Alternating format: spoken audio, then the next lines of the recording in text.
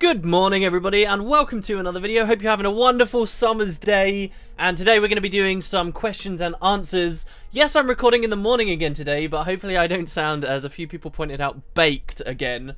Yeah, if my voice was slightly different last week, it was just because I literally rolled out of bed, came over to the mic and was like, I want to do a video, so I decided to do one very early. The footage in the background is me running around doing my daily. I have to be honest with you guys, for the past 3, maybe 4 days, and I don't often slip into this with Guild Wars 2, I've just been logging in to do my dailies. That really is kind of rare for me, not because I'm always playing the game, though that's a large chunk of it. The other reason is if I'm not playing Guild Wars 2, I'm the kind of person that doesn't even bother with their dailies, and then I regret it later. I come back and I'm like, oh, what? I need 50 laurels for this? God damn it, why wasn't I doing my dailies while I was away? But yeah, I've actually been going in and doing my dailies. That's the footage, and you will also notice I'm using one of the new items in the gem store, the bobblehead table. This was gifted to me by someone, but I'm kind of annoyed with ArenaNet's system. Number one, if someone buys me something through the Black Lion store, I can't return it. Usually if I get gifts and I feel like other people need the money more than I do, I just return most of it. But for that stuff I can't. And even worse, after I accepted the item, it deleted the mail straight away and I had no idea who sent it to me. So to whoever that was, thank you so much for it, and you guys get to enjoy this wonderful footage of me, Liz, and all the other players in the area, all the monsters in the area running around as bobbleheads. That was really cool on April 1st, and I'm kind of glad I get to experience it whenever the hell I like now. In particular, I want to go fight Zaitan at some point and see what he looks like with a giant bobblehead. Alright, so the first question comes from Spectral, who says, while completing Malcor's Leap, I stumbled upon an NPC near the chicken coops, the place where you buy those rifles for the leap skill, while Chicken Invasion is active. He says that he likes eating undead meat, bulls and fish. I think he also mentioned something about the Undead Eating Club. Weird. What do you think about this cult, and have such lunatics been present in Guild Wars before? I had no idea about this. In fact, I can't even find any information about it on Wiki, though I'm sure it's out there. This does seem very curious to me. It made me think about the way that ArenaNet did cooking in this game. Cooking is largely ignored as a discipline, I would say, for 99% of the foods that are out there. There's just a few top-end ones. People are only interested usually in the level 60 to level 80 stuff that fills certain roles, and often those foods don't even come from cooking. Like, me personally, I buy a lot of the festival stuff, like koi cakes or the dragon breath buns, and it means you miss out on a lot of things. This question made me wonder, did they originally have plans to have, like, high-level cooking is making stuff out of risen meat? It's a weird thought, and certainly there's nothing else in lore that talks about people eating the risen. Should there be anything wrong with eating them? I suppose aside from the fact that their flesh is supposed to be literally rotting, sure, why not? If people can survive it, then I don't know how strong a char's stomach is meant to be. Maybe that's totally fine. There is a lot of obscure lore that I've come to realise I didn't know anything about in those high-level zones. One of them in particular is about a really interesting orb that turns a huge area in Cursed Shore, I believe it is, chrome. And it seems to be set up that this orb is very similar to the blue orb that has all that mystery around it in the personal story. These orbs somehow related to the dragon's power, and the blue orb in particular able to, you know, push back Zaitan's corruption. Really kind of interesting stuff, and going into Season 2, maybe we'll see some of these threads that are in these zones, maybe not eating undead meat, admittedly, but we might see some of these hints actually come forward with the Morgemoth arc. Question 2 isn't about Guild Wars 2, but it's from Anastasis Graminos, who says, will you play WildStar? I've had this question a lot. I have no memory of actually answering it, though. I think I will play WildStar. Not for a while. I've got kind of an interesting concept of a series I think someone on the internet should do. I'm not going to be the guy that does it, but I think something that would be really useful for people to watch would be a show on MMOs a year, maybe 2, maybe that's a bit too far away, but at least a year after their initial release. MMOs are weird, right? Like, you start playing a new MMO, you're used to World of Warcraft or whatever you've already been playing, and there's a certain standard of the quality of the content and the amount of content in that game. And often a newly released MMO will never meet those expectations. WildStar has really done something quite interesting in that they've said, look, all of our early game stuff is meant to be rubbish. We've built loads of content. We've got loads of content ready to go to be released after initial launch, all about endgame. So they're trying their hardest to have lots of endgame content, but I feel like a criticism that was especially levied at Guild Wars 2, but not exclusively at Guild Wars 2, is that when an MMO launches, it has no endgame, and people leave because the content's not there. Well, what if people just played MMOs on a 1-year lag? People tend to do this with console games. I know I do it with a lot of PC games. You play it on a 1-year lag, and you get to play really good games but for much cheaper. With MMOs, I think that could be a really important thing to do. Play them with a lag, and when you go in, you're not going to have stupid, you know, duplicate exploit bugs destroying the economy. You're not going to have really crappy quality of life stuff everywhere, and you're going to have a lot of content to play. Think about Guild Wars 2 in its current state right now. What if it had launched with all the fractals there, all the gear progression that Ascended stuff provides, all of the quality of life, all the little changes like including champ bags and fixes to all the broken stuff? What if Guild Wars 2 had launched with that? And it's crazy to think about, but the audience it would have retained would have been immense. And so this is kind of my view of WildStar. I am not burnt out on traditional MMO design. I play Guild Wars 2, which is famed for breaking out of that design, but largely one of the main reasons why I play this franchise is because it didn't have a subscription fee, and I played a lot of the original game, got invested in the universe. That doesn't mean that I'm burnt out on traditional design, and so I really do like the idea of going to play WildStar for a while and having that feeling of exploring a brand new world I know nothing about. And I like grind. I would probably enjoy the boring leveling process that a lot of other people don't have time for, and also I would probably enjoy a lot of the hardcore stuff WildStar is offering at its end game, which frankly Guild Wars 2 doesn't offer very much of.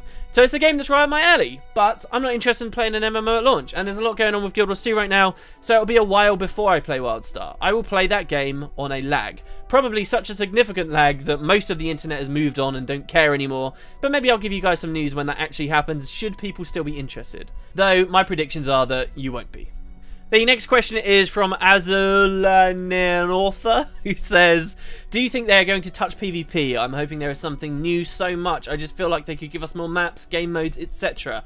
Do you think they will bring any of those with the second season of Living Story? You can't say with any certainty that anything for PvP is coming with the second season of Living Story. It's funny, PvP has had very slow updates, and for a long time, while I have been very much invested in PvP, there's always been significant things on the horizon. People could say, oh look, it's kind of not that good right now, but spectator mode is coming, and it's not that great right now, but custom arenas are coming. It's not that great right now, but there's leaderboards. What is on the horizon for PvP now? I'm aware that they obviously want to do leagues and bracket people off just like you'd see in games like League of Legends, and that hasn't been implemented just yet. But beyond that, what do they want to do with the game type? It's weird. I'm currently not invested in PvP, but I feel like if I was really into that, what would I be looking forward to? Maybe the next Tournament of Legend, but what else? And I see why people want more game modes. The devs have shown that they appreciate this and are looking into this. Even a long time ago now, there was a live stream where they showed concepts and screenshots of what appeared to be some kind of GVG style game mode. They finally added something that wasn't Conquest in the most recent update with the feature pack, where they added a pure deathmatch arena. It's just going to take them a matter of time, and I find it very hard to get a read on how much time it will take them. Honestly, because I'm not currently PvPing much, I'm rather pessimistic about the future of that game type. It's on the community's shoulders now, I think many people will say, to make sure it survives, make sure people are live streaming it, make sure the tournaments are going, and maybe that's more important than adding new game modes. For the long run, though, I think Conquest has crippled PvP for many months. The only people who are playing it are people who really enjoy Conquest, and that's a much smaller percentage of people that would have enjoyed some other stuff instead. Next question is from Yuru Dragon, who says, what if Marjorie is dead and is only one of Casmire's illusions? And then links to a Reddit thread. I've heard this theory. What a fantastic theory. For those who don't know, Marjorie was supposed to die at the end of the last season of Living World. I really think she should have died, but I guess over time the devs, the writers, decided maybe this isn't the right thing for us to do. Some people have speculated that they were going to kill her off to replace her with QandA. You know, so you'd lose one member of the party and then bring QandA in. And I think that would have been a mistake too. So if this is our option, leave Marjorie alive or kill her off and replace her with QandA, I'd rather leave her alive, which is what they ended up doing. But there were plans to have her dead. There absolutely were. They were spoiled for the community early, and I think at that point the devs were like, no, definitely we can't do this anymore. So Marjorie's still alive. But there is this weird theory that I really enjoy, that Casimir, a powerful Mesmer, is instead just creating an illusion of Marjorie. That Marjorie did die, and Casimir has just summoned her back from the dead in a weird way in her own mind, conjured her into her mind, into our minds, just so she doesn't have to deal with the fact that the love of her life is now dead. And you know, this isn't necessarily beyond Casimir's capabilities. It's weird to think of us, powerful people as players of this game, can't do stuff like that necessarily, but Mesmers do create clones of themselves. Why couldn't a really powerful Mesmer create a clone of someone else? It is said that Casimir is a member of like an exclusive and prestigious group of Mesmers. I forget their name. They've got a really weird name, and we've never met them in the story, but she has referenced that she is a member of this group of powerful Mesmers, and maybe this is just something that they learn to do. A group of Mesmers that have honed their craft beyond what we, the players, are capable of. Anyway, there are holes in that theory. The very Reddit thread where someone proposed it, as awesome as it is, well, how can that work if Casimir was able to make Marjorie, presumably fake Marjorie, have a conversation with her sister who Casimir has never met? It wouldn't work, right? So, it's not true. I wouldn't expected ArenaNet to have even thought of this. So yeah, but it's a cool idea. The next question is from Tyler Lucero, who says, is there any known lore behind the Shadow Behemoth? Why is Godlost Swamp in Queensdale a seemingly random evil place? Thanks. It's not random that this area of the world is somehow seeping into the underworld, but a full explanation has not been given. So here's the story. In the first game, there was a temple in Kryta to the 6 gods, or 5 gods for a while, and then it became 6 gods later. This temple was protected from the White Mantle, who at the time were renouncing the true gods, and they were saying, no, the Masat are your gods now, but it was protected. In this one place, the Temple of the Aegis was where people could go to interact with the avatars of the gods. Now, during the events of the first game, the gods eventually decided, right, we're going to leave you. They basically say, we're leaving Tyria forever. And now they're at the point in Guild Wars 2 where many humans even question the existence of the gods at all. They've just completely left. This means that the Temple of the Aegis, in that 250-year gap, seems to have been left to fall into ruin. It got flooded mostly. That entire area was already swampy in Guild Wars 1, but the swamps over time completely reclaimed that temple and it sunk into the water. The thing that we used to do at the Temple of the Aegis in Guild Wars 1 was it was an area you could travel to the Fissure of Woe, Balthazar's realm, and the underworld, which was Grenth's realm. Now in Guild Wars 2, everything's defunct, and Grenth's realm, the underworld, according to the NPCs there, is like seeping into reality here, because this was one of our entryways. This was a place where the avatars of the gods kept sending us into the underworld. Perhaps the two realms of existence are close together at this one particular place. In fact, in Guild Wars 1, there were a lot of references to places like this. There's another place called Varahar Fells up in the far Shiver Peaks, where again the devs basically said to us, look, this is an area of the world. Why is this random forest haunted? It's because this is an area of world that is close to the underworld.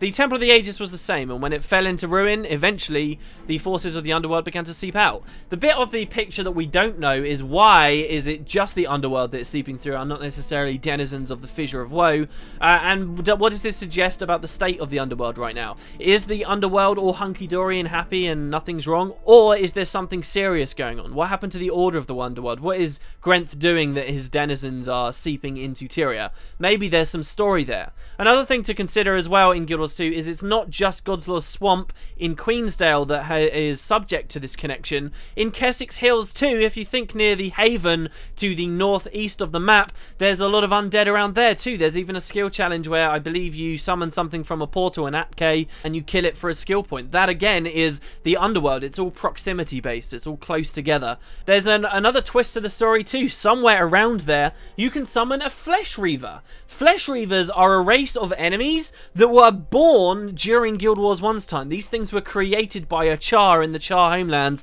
and over the 250 years since then, they have spread throughout Tyria. Well, somehow you summon a Flesh Reaver. How are Flesh Reavers now connected to the underworld? They never really were before. So there's a lot of oddities there, a lot of weird stuff. It's clearly just them setting up the idea that things are going on with the underworld, so if they eventually do decide, hey, let's do some content there, they've got things they can pick from and, you know, play along with.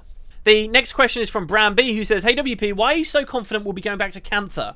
I can't think of anything that will make Cantha a likely suggestion for future content. All of the Elder Dragons seem to be located around Tyria anyway, except for the Deep Sea Dragon, whose location is still unknown. The other dragons don't seem to hail further from the current map than a few areas. Elona is closer to the Crystal Desert, where Krauke seems to roam.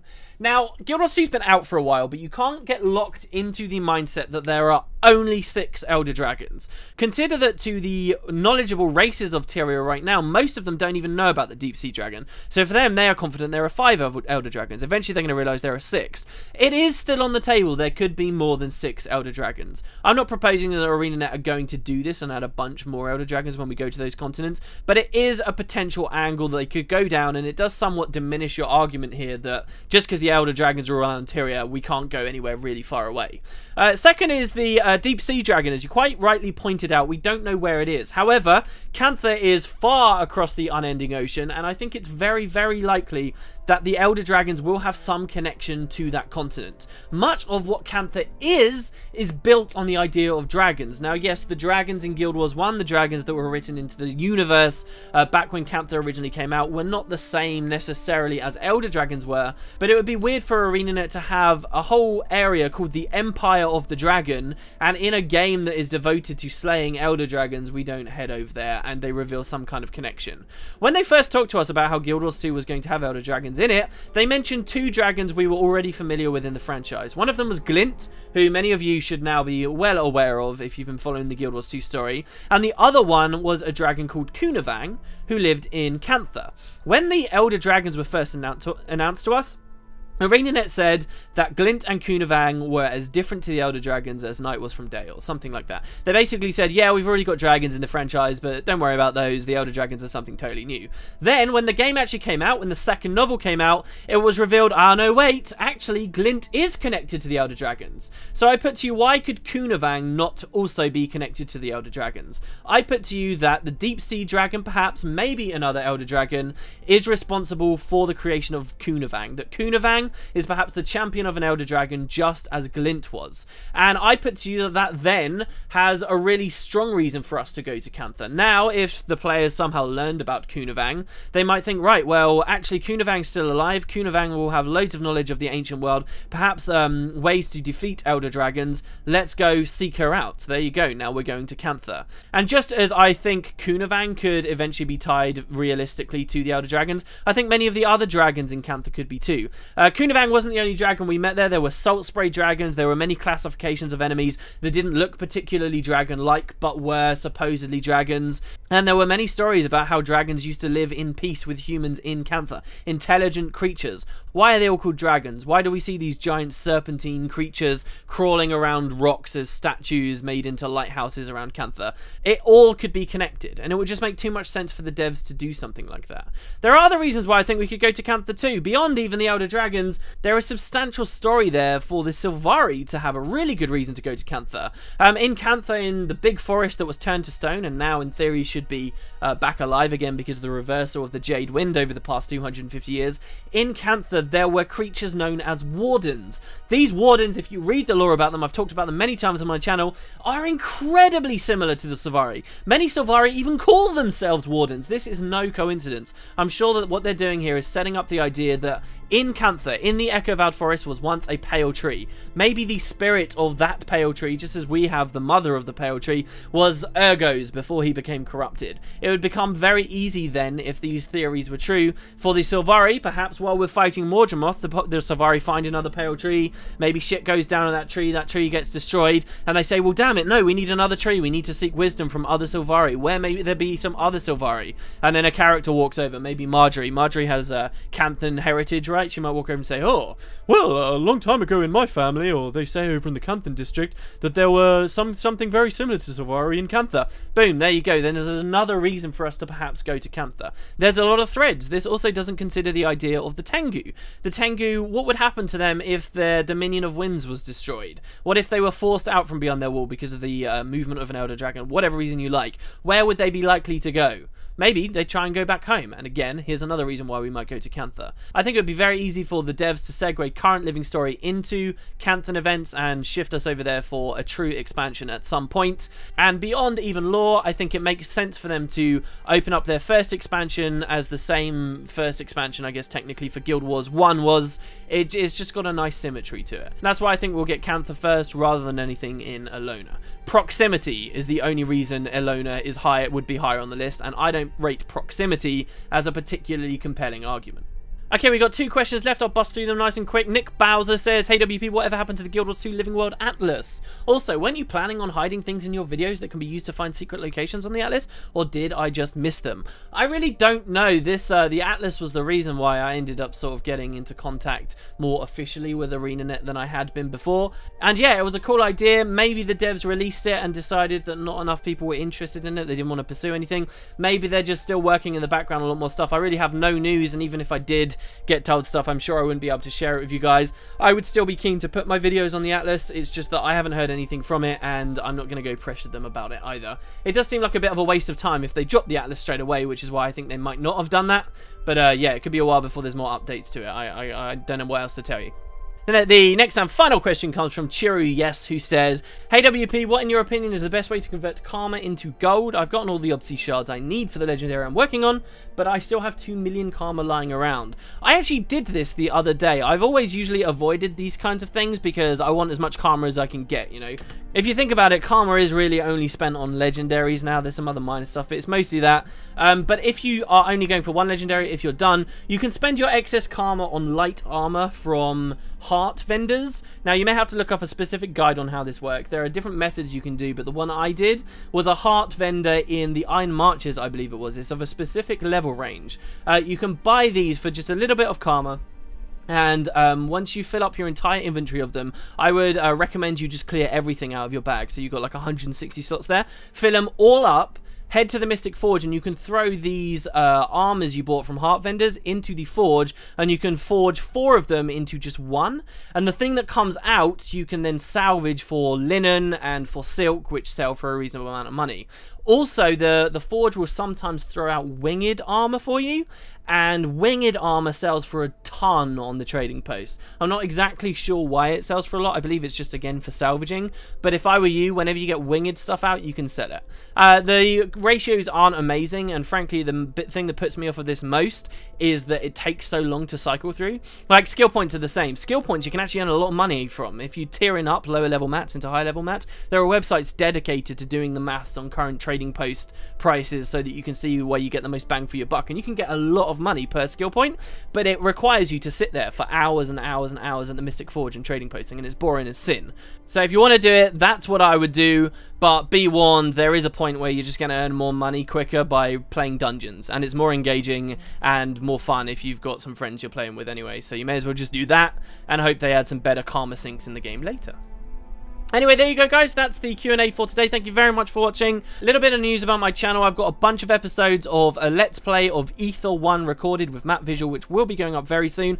And Final Fantasy X has already begun. That means that the channel has been going through kind of a quiet before the storm. These past 2 weeks, it's died off a little bit. And it's going to be bang, bang, bang, bang, bang, lots of videos out. Probably 1 LP video every day for quite a while. And on top of that, there'll be a Guild Wars 2 video going up as well. Not every day necessarily, but most days there should be a Guild Wars 2 video. That's what's going on. That's what I'm working on in the background. As soon as I finish recording this, I'm going to go back to recording more of that. So anyway, thanks guys. Hope you enjoy. Stick about for another Q&A next week, and I will see you next time.